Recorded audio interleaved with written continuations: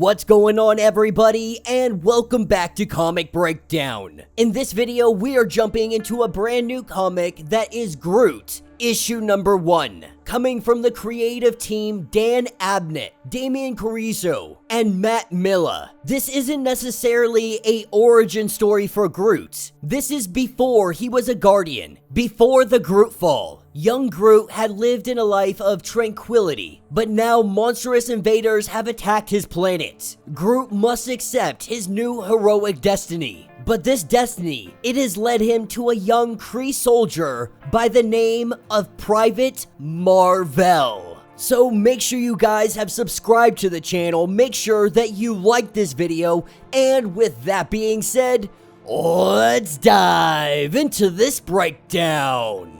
Alright gang, so we are picking up a long time ago. We are picking up on Planet X, the homeworld of Groot. Long before he became a Guardian of the Galaxy, long before he found himself out in space, Groot was a young sapling. He grew up on this luscious and beautiful planet. Life here is simple. It is simple and slow. The great tree folk, they dominate the land masses. Some of these trees being 2 to 3 miles tall. And then you have Groot, which is the wise old matriarch. Beneath her ancient limbs, the young saplings gather to hear her fairy stories. Saplings like Groot, like Gleef, and like Twig. And Groot has many stories. Some of them are cheerful, others are darker and much more terrifying. But while these young saplings are being told this story, that is when they see the flames. This once tranquil world, it is now in the midst of chaos. As the wildlife flee, as the flames begin to burn the trees, our young saplings are absolutely terrified. And that's what picks us up some months later. We are picking up with a Kree ship.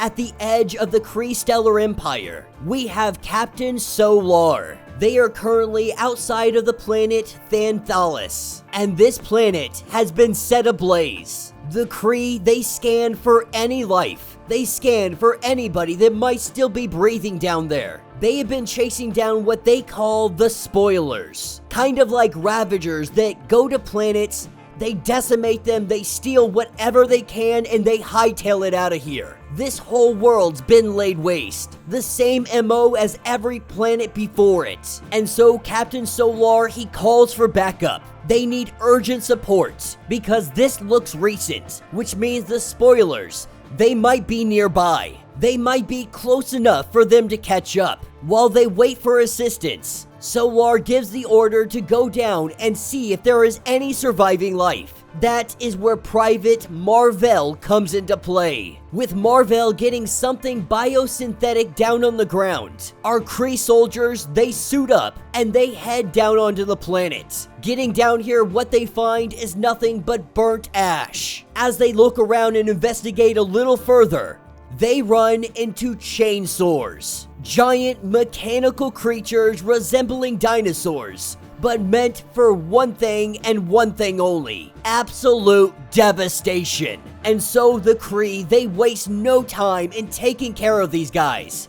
One at a time, they start focusing on them, trying to hit them with everything they have. But they are quickly seeing that their unit beams, they are barely making a dent in these dinosaur chainsaw monsters. That is when Captain Solar tells them to set their beams to overpower. This is the only way they can take down these monsters. It'll give them roughly 10 shots at best. And so they do so, they begin to shoot. They begin to blast. This is when Mar-Vell recognizes that they are gonna get overrun, that they are about to lose this fight. With the hostiles being grouped together in a pack, he is relaying center mass coordinates to the Hala. He is aligning the ship's unit batteries. He has his target locked, and he fires away. From the ship, we see 2 giant green lasers come down. These lasers absolutely decimate these dinosaurs. But of course, Captain Solar is livid. because now their ship has been depleted. This means they cannot go chasing after the spoilers, and it has also left them wide open to an attack. But the order is given to search out and search for any survivors. No telling what else they might find out here. We see Mar-Vell making around, and this is when he comes to some kind of storage containers. Some cargo pods that appear to have been left behind. As Mar-Vell busts one of them open, he goes inside to investigate. He looks around to find a box. When he opens this box up, he finds little Twig, little Gleef. But what he didn't see is Groot. Little tiny Groot coming in from behind him, surprising him and hitting him in the back of the head. Our saplings, they waste no time. They begin to gang up and go after Mar-Vell. Obviously, Groot saying, "I am Groot," going off on Mar-Vell. Mar-Vell has no idea what this thing is saying. His translator not working properly. But when he looks behind him, he sees one of the chainsaws. It begins to attack them, and Mar-Vell's unibeam was overpowered, which means he has no weapon to defend themselves. He just has his fists. Punching this thing away from him, he grabs the young saplings and they run. Lucky for them, Captain Solar comes in to save the day, with Mar-Vell briefing Solar on the situation and the young saplings that they have found.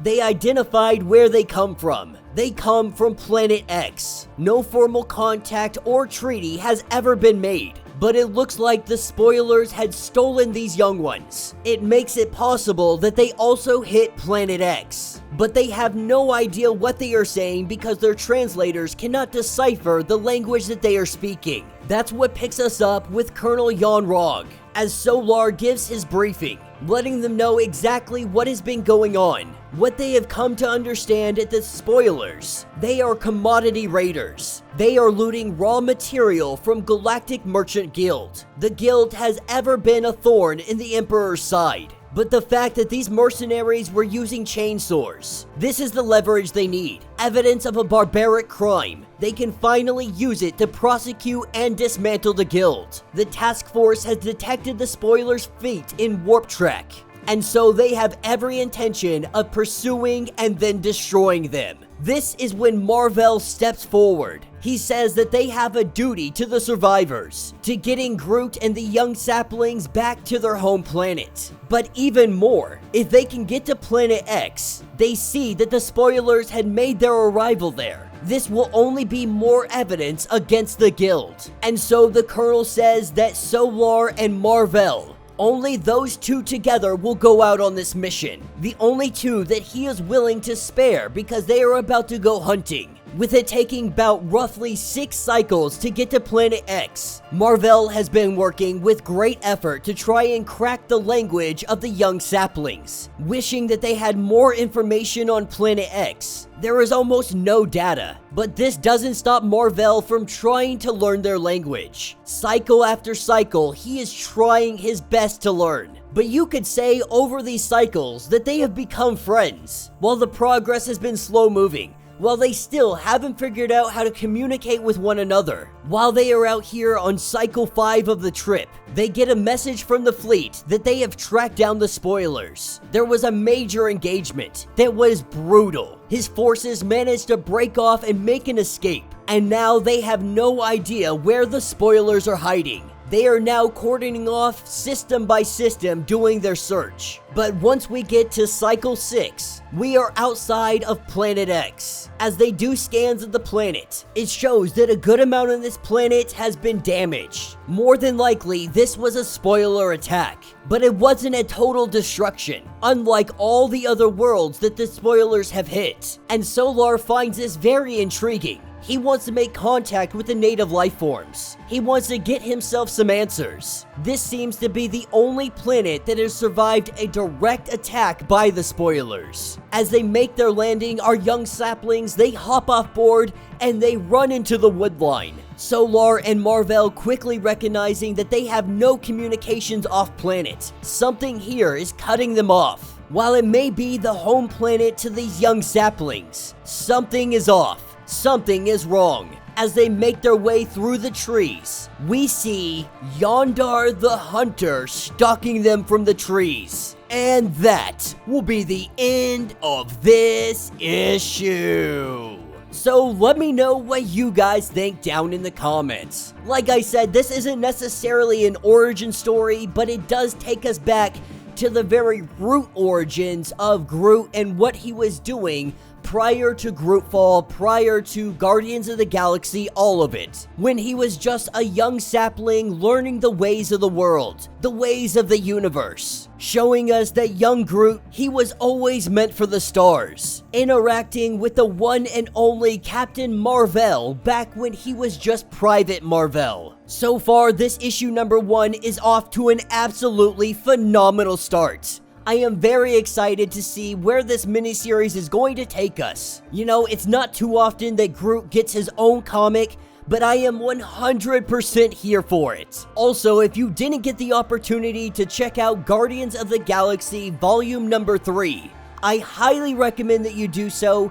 I watched it, it was a lot of fun, very enjoyable. In my opinion, it's one of James Gunn's only good things. I'm just not a fan of James Gunn. I know a lot of people are, not faulting you for it. If you like Peacemaker, if you like the Suicide Squad, if you like all that stuff, super awesome. In my personal opinion, James Gunn does one thing good, and that is writing Guardians of the Galaxy. He does such a phenomenal job. I think the problem for me is he tries to apply the same template to every other superhero. And for me, it only works with Guardians of the Galaxy. This is what makes me a little bit nervous about him taking over with DC Comics. Or at least, DC movies and TV shows, things of that nature. But I'm willing to give him the benefit of the doubt. I am just hoping that it's not trying to make people laugh every 10 seconds. That's really what's gonna take it away from me. But yeah, let me know what you guys think. Let me know your thoughts. Let me know your theories. If you would like to get completely caught up on everything going on with this event, be sure to check out the link in my description